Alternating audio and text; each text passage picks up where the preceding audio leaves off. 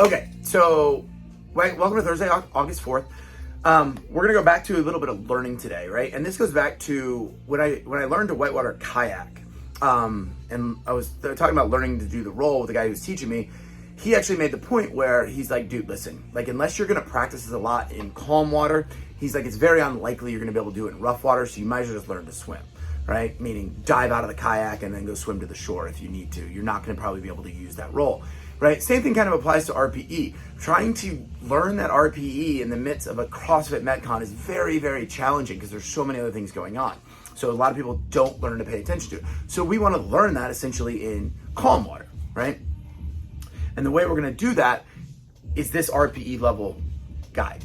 So you're going to start off with 2 minutes at a 1, and then you'll have a rest, and then you'll go to a 2, and you'll have a rest, and you'll go to a 3.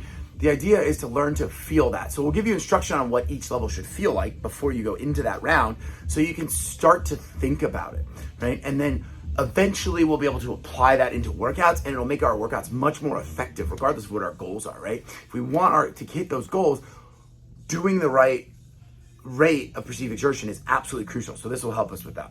We move on to the last week then after that of wedge front squats, right? Remember, it's that double progression. So once I get to 12, I add weight. We'll replace it with something else next week. We'll start a new little bit of circuit there.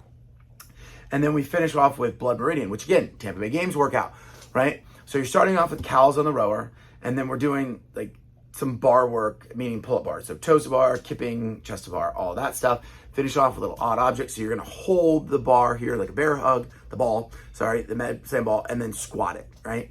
And then we're gonna carry it. We're gonna do a walk down and back with it. So there's a little bit of odd object, a little bit of gymnastics, a little bit of conditioning. The key here is to really push on the bar stuff, the ball and all that, and to start to learn to recover on the machine, whether it's a bike or a rower. We want to be able to get off that and be ready to go. So it's 3 rounds of that. It's all about conditioning here. It's all about learning to recover on that piece of machine we're going to use.